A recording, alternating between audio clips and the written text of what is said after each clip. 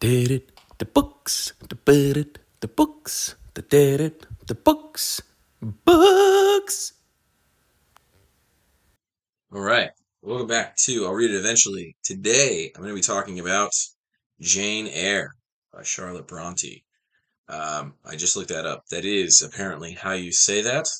Um, but there are different pronunciations in North America versus the British Isles. So Bronte is, I understand, how it's typically pronounced in Great Britain. Charlotte was from there, so Bronte. Um, this book rocks. This book is an easy 5 stars. It is one of the best classic novels I have ever read. Um, I was blown away. This is a book that I grabbed for free from my school's library cleanout a couple years ago, just because I knew that it was a classic. And I was like, yeah, sure. But I didn't even really know what it was about. Obviously, I figured it was about this woman on the cover, but beyond that, I had no idea. And so I basically had told myself, well, one day, gonna make myself read all the classics anyway. I'll make myself read that.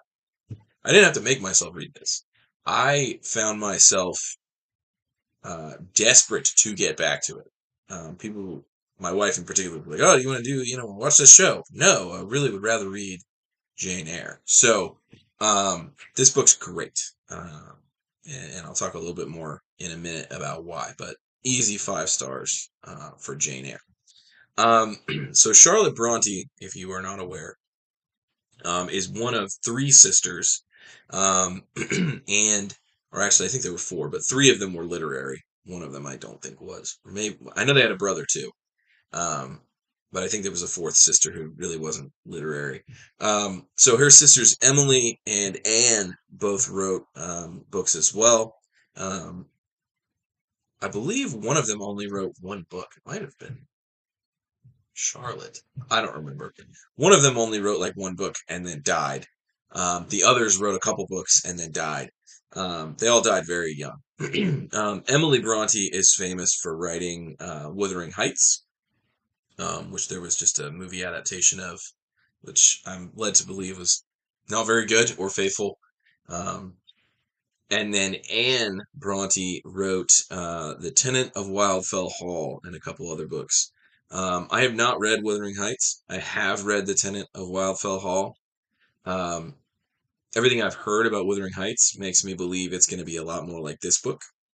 Um, the Tenant of Wildfell Hall was not that great. There's a reason why you probably have never heard of it, but you have heard of Wuthering Heights and you have heard of Jane Eyre. Um, Wildfell Hall was, well, frankly, kind of boring. It was another one of those books where I was like, well, I've heard that this is a classic, so I guess I should read it. And I kind of drove myself to get to the end, but yeah, it was fine.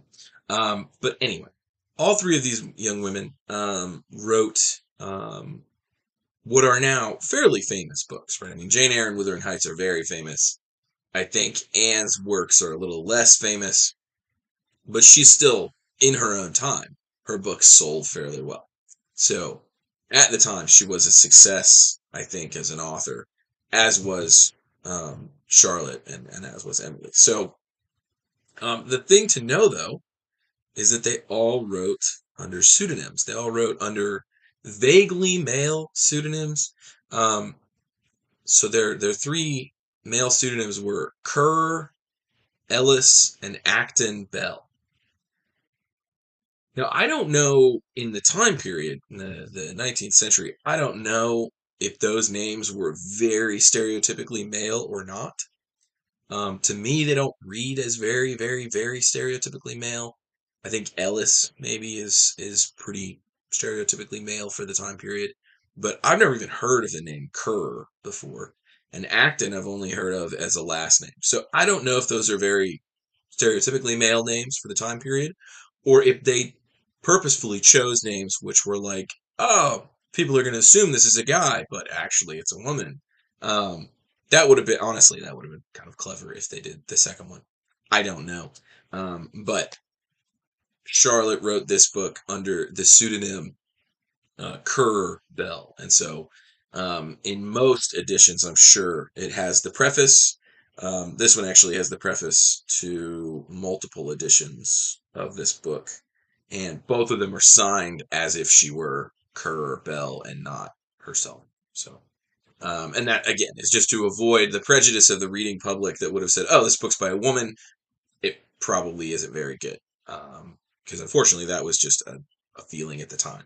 I think women were basically understood at the time to only be able to write romance literature and not very good romance literature. And so these three women basically said, well, if we're going to write real work, and we're going to write it so that other people will actually read it. So they chose not to put their real names on it. And I think, again, time has shown they were correct. They were really good at what they did. And, again, most of their work is considered to be classic literature now. So good for them. Jane Eyre, in reading some of the material in the back and the front of this book, what I find is that this book is kind of semi-autobiographical. Charlotte did not do all the things that are depicted in this book, so she's not Jane Eyre. But, for instance, Charlotte attends a boarding school very similar to the one that's depicted in this book. She worked as a governess, which is sort of like an in-house tutor in the 19th century. Well, yeah, and essentially an in-house tutor or teacher for the children of aristocrats.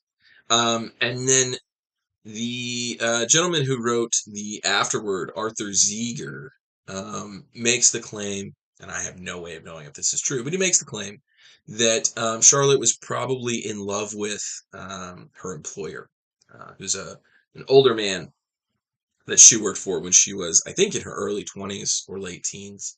And Jane Eyre is that age range. She's 18, I think, when she becomes a governess in this book, and I think she's 20 or 21 when the main action of the novel stops. It's written. Jane is writing this book from the perspective of 10 years after the events of the book. So it covers the years 1799 to 1809, but it's written by someone who's speaking from the year 1819. So she is speaking with the benefit of hindsight. She knows what's everything that's going to happen. She already knows. And so she speaks about things very much in the past tense. I did this thing, and I didn't know then that I was, doing X, but I was actually accomplishing Y, that sort of thing. So, yeah. So Jane Eyre is the story of a young woman who is her parents are dead when the novel begins. They pass away years before. She's a young woman living in the house of her aunt, her mother's brother's wife, because her uncle is dead. So a woman who's only related to her through marriage, basically. And her aunt doesn't like her at all, and her aunt's children, her cousins, don't like her at all. They treat her really poorly. Even the housekeepers kind of treat her poorly. So she's just got a really tough gig. And eventually, her aunt gets tired of her and says, I'm going to send you off to boarding school so I don't have to deal with you anymore. I don't have to see your face. She says that at one point, literally, I don't want to see your face. I'm going to send you to boarding school. Family relations were different in the 19th century. But so she sends her off to this school called Lowood, and it's just a real terrible establishment. I mean, the children are malnourished and mistreated, and the guy who runs it is penny pinching, saving a buck, and he's like, "Don't worry, when I starve you, I'm actually teaching you to be more like the disciples of Jesus, and so it'll be good for your character, even if you starve to death or die of typhoid." Um, yeah. Um, Not my kind of Christianity. And so she has a really rough upbringing. She has a really difficult childhood. But eventually she sort of launches. She figures out that she actually is very intelligent. She's good at school. And so she really applies herself. And she becomes a teacher at the school. And eventually she realizes, what, I could actually make substantially more than I do right now by working for an aristocratic family as a governess. And that would actually probably be better working conditions than what I have at this school. So she puts out an advertisement that she knows she knows French, and she can teach music and art, and she knows all the basic, reading, writing, arithmetic kind of stuff. And she gets accepted to teach this young French girl at a place called Thornfield Hall. And so she goes there, and most of the action of the novel, I think that's like 8 chapters or something right there. Most of the action of the novel takes place at Thornfield Hall and her life there, with this sort of cast of characters that get brought in. And so there's, housekeepers and servants and the young woman that she teaches and her nurse. And then there's the guy who actually owns it. Okay. Sorry. There was a little person who needed a snack. So now there are cookies and everything's copacetic. So there's the gentleman who actually owns the house where Jane goes to live, Thornfield Hall. And I don't think that it's spoiling anything because it happens rather quickly for her to fall in love with him, right? He's a really interesting kind of character. He's not a particularly lovable person, I wouldn't say. She outright tells him in a conversation, he's a really weird guy, and he dislikes having conversations where people don't say exactly what they think. So at one point, he just outright asks her if he's ugly, and she just outright says, "Yeah, you are." Not in a mean way, just like, "Yeah, you're not nice to look at. So yes, you are ugly." Um, and he just outright calls her plain, if I remember correctly. He's just like, "Yeah, well, you're nothing special to see anyway, so it's fine." Which is weirder when you realize, and they don't make a huge thing of this in the book, because in this time period it wouldn't have been as big of a deal, although they do mention it. But she is, again, 18, and he's like 40 something. So it's a little weird in that regard, because they're definitely not the same age or in the same age range. But they do have very much a love something going on. Um, so much of the action of the book surrounds that house, the relationships between those characters, and then there is sort of later in the book a sort of second setting, in sort of like Northumberland, where sort of the denouement of the novel takes place, I guess I would say. But I don't really want to tell too much about that part of the story because I think it would start to give away plot points. And rather than have me tell you what this book is about, I would just suggest you go and read this book. It's only 400 pages, give or take. I guess it depends largely on your edition, but this one's only 400 something. So it's not too terribly long, and is highly readable. I mean, just like I could not put this book down. Yeah, I mean it was not a difficult book to read, even though it's classic literature. And typically, I think that's what puts people off of classic literature is they think, you know what, it's going to be written in a dialect of English I'm not familiar with. It's going to have weird words that I don't understand. It's just going to be hard to follow. There were weird words in this book. I'll talk about this maybe more in a minute, but there were a lot of weird words in this book, that I ended up looking up so that I knew what it was talking about. But none of them were super crucial to the story. You could not know what they meant and just keep on going and be fine. So highly readable. I'm not going to tell you more about the story because I don't want you to have things spoiled for you. In fact, I'm not going to spoil the most exciting parts of it because, yeah, there are several very good reveals in this book. So, first thing I really liked about this book, in fact, I will tell you, I don't actually really have anything bad to say about this book. There are like little nitpickings you could probably do, but I mean, in general, I would say maybe the third act of this book, the last 200 pages, no, last 150 pages, slows down a little bit, but I actually think it makes sense that it slows down. So even that is not really a nitpick or a criticism, it's just sort of noticing the speed of the novel. So, anyway, number one thing I liked about this book is the inner monologue. This book is written from the first person perspective of Jane Eyre. Everything you hear and see in the book is from her perspective. You get her thoughts, her feelings, you get her basically just unabashed, outright opinions of everything. And so she doesn't like someone, or if she's just absolutely pissed off, She just says that. She just says, that pissed me off, or that person, I don't like them, or that person looks nice on the outside, but they're a real snob, that kind of thing. She just tells you that because it's all internal. Um, and so nothing about her own emotional life is hidden from you either. I think she's probably slightly unreliable, but I think Charlotte Bronte wrote Jane Eyre for her to be largely reliable in that she gives you her perspective. Now, she's wrong about things all the time, but that's not because,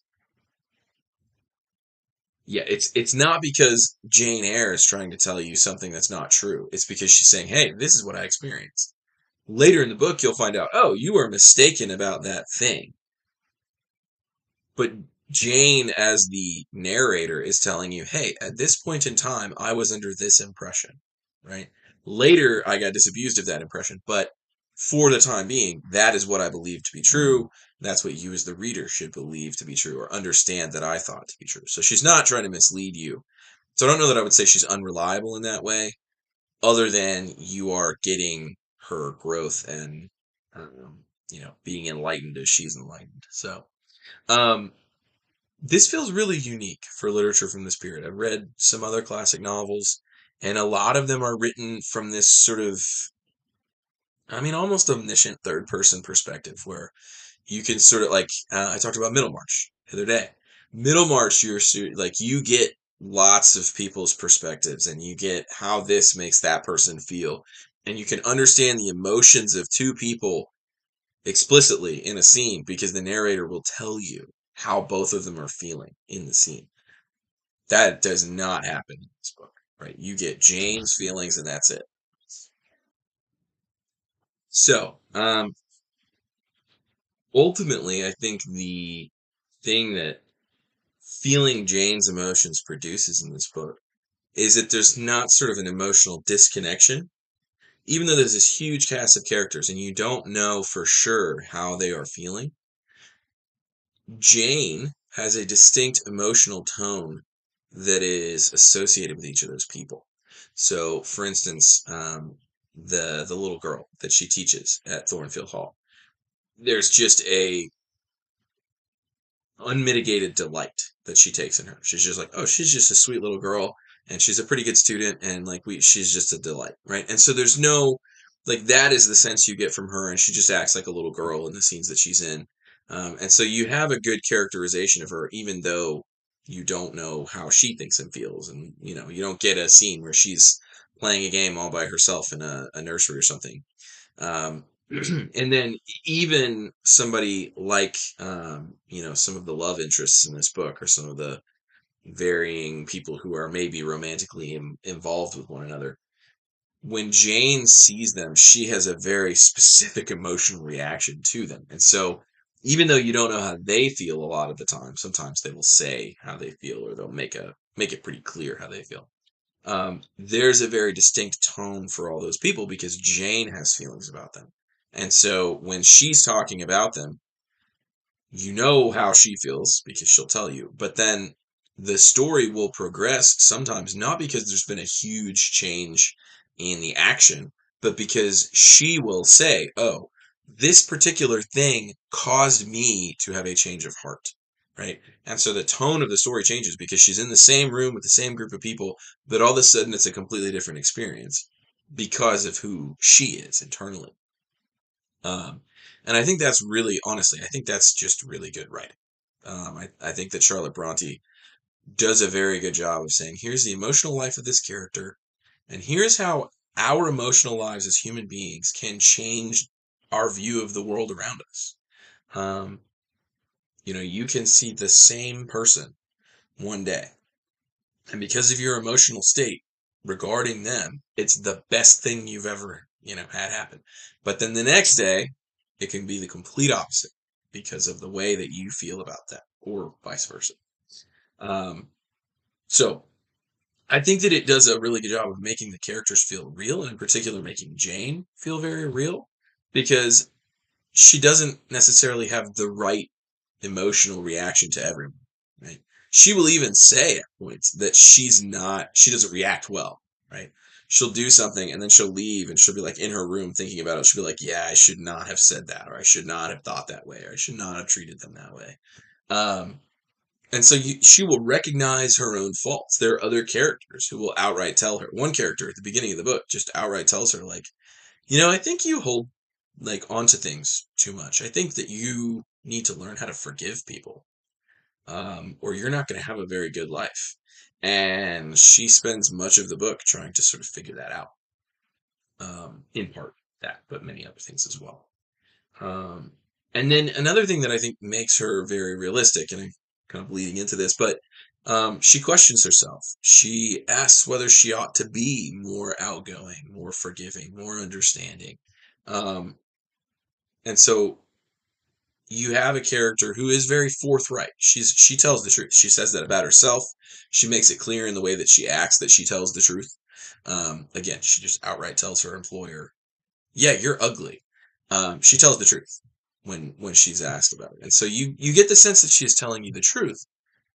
And so when she says that she feels uncertain about something, it actually makes her feel more genuine. It makes her feel real and unique in that regard. So, um, yeah, the inner monologue part of this book is really good. It makes it feel really modern. Is very engrossing. So I liked that a lot. This book also blends genres really, really well. It is, I think, most of the time when somebody talks about Jane Eyre, it's, hey, this is a love story. It does have that. There are certainly elements of romance and drama in it, but it's also a coming of age narrative, right? Remember, she's 18, 18 to 20 for much of the bulk of this novel. So she's a young person. The very beginning of the book, she's a child, and so she's sort of growing up and finding her way in the world.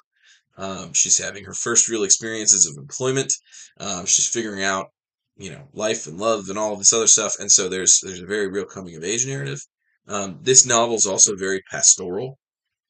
Um, I've talked before on this show about the fact that I love books that are sort of about groups of characters in the countryside having, their sort of relationships with one another, like Middlemarch, like this book.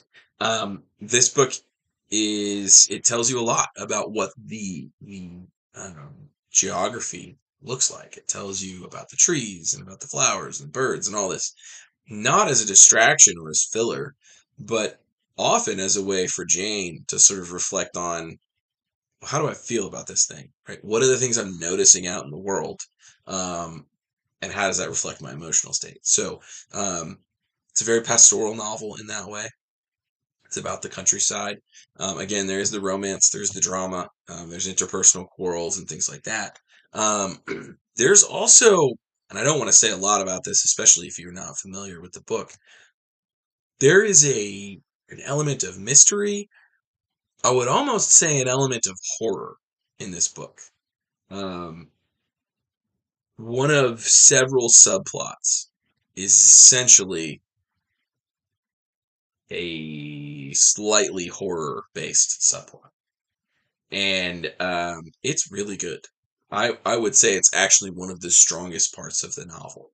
Um, it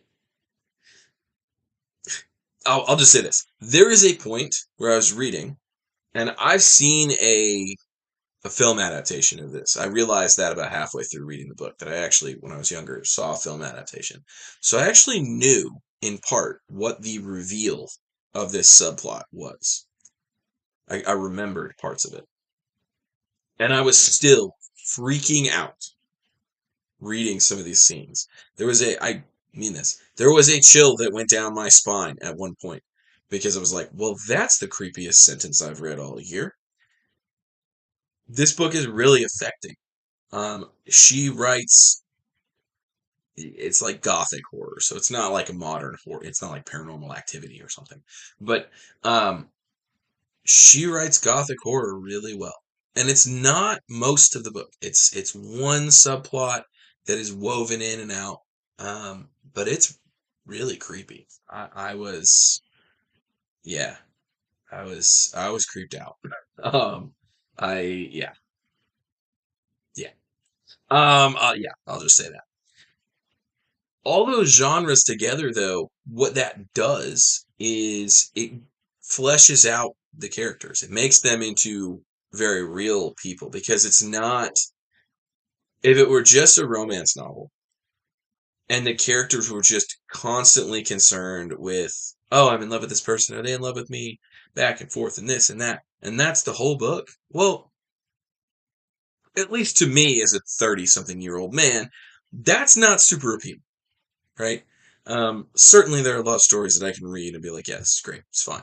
This is one of them, right? But because there are other elements to the story, there are other things going on, Bronte is able to sort of weave in and out through these things.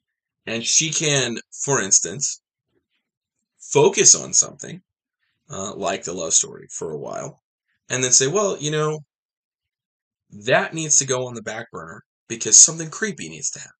Or that needs to go on the back burner because Jane needs to grow as a person, right? And so there are points where you're like, oh, I want to hear more about this creepy thing. Or I want to know, do these people actually get together or not? But the narrative moves away from that into something else because that's what real life does. Like you may think to yourself, well, I really want to know, am I going to get this job? But then you wake up the next day and the person doesn't call you and it's like, okay, well, I still have to like do laundry, or I'm going to read a book, or oh yeah, I need to cook dinner, or oh, I also have a romance interest and I wonder how that's going to go. And so this book feels very genuine and real to life. Because of that, because there are multiple layers of plot and multiple types of literature sort of interwoven. Um, yeah. So, I mean, and again, I think this is her second book, Charlotte Bronte's second book. And the first one was rejected. If I had ever written anything this good, that would be crazy. This is her second book. Crazy. Um, Yeah.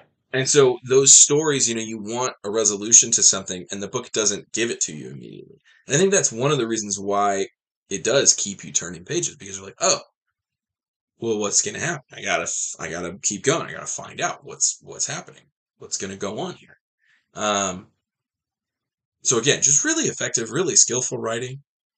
Um, and often something will develop off page, right? So you'll stop at a particular point with this creepy subplot or with Jane's personal development or whatever.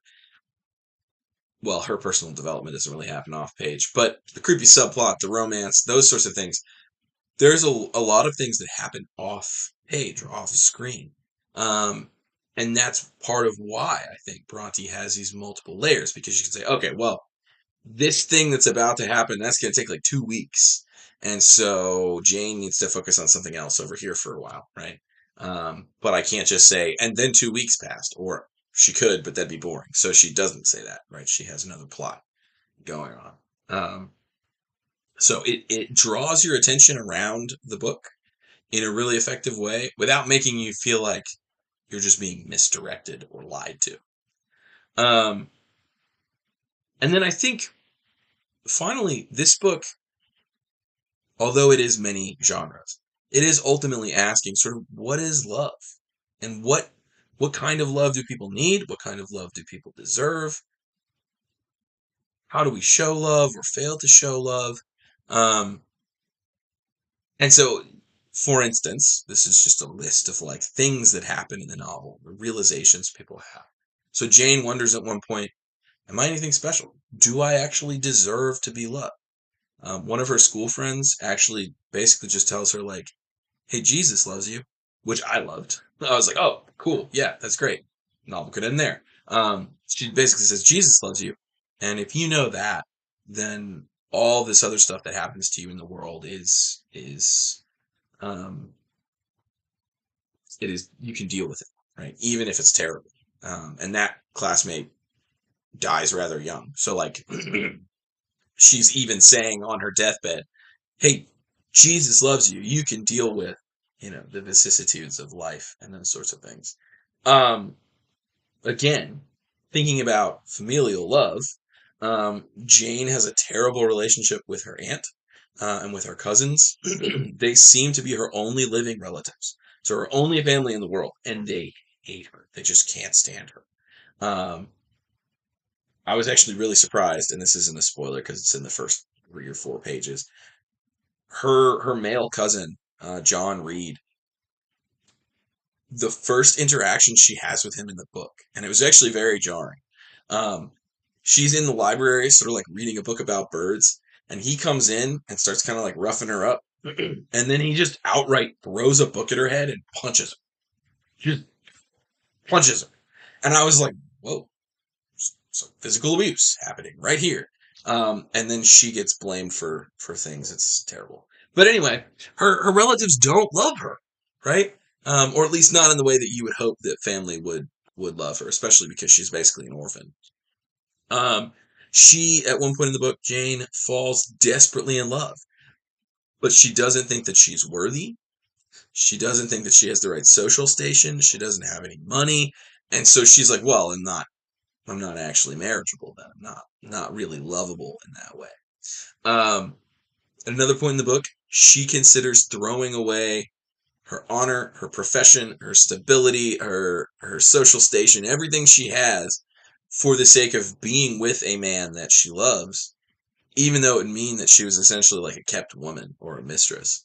But she contemplates doing it because she's like, well, love, what is it worth, right? Is it worth the consequences this is going to have? Um, at another point, she considers marrying someone that she doesn't love. And she has that realization. She's like, yeah, I don't really love him. He's nice, I guess. He has admirable qualities, basically, is what she says. But she's like, yeah, absolutely don't love him. And then she has a conversation with him where she outright says, yeah, I don't love you. Like, I might marry you, but I don't love you, right? Um, but because marriage is expected, marriage is respectable, and because, hey, you never know. I mean, he actually says to her at one point, hey, we might grow to love one another, if we were married, or at least to respect one another in a deeper way. And so she has to decide throughout the book, what kind of love does she want to receive? What kind of love is she going to give? How many sins does her love cover? Right? Like, how bad can you be to her? And she still decides, like, yeah, you know what? I'll love you. I will treat you with love, even though X, Y, and Z have happened. And then there are other characters that she's observing or interacting with. Um, there are characters who do good things for their relations who they either dislike or don't know, right? A lot of this happens, and I think this is a characteristic of 19th century British literature. A lot of this happens through things like inheritance law, where like somebody will write a will. This is actually in Middlemarch as well.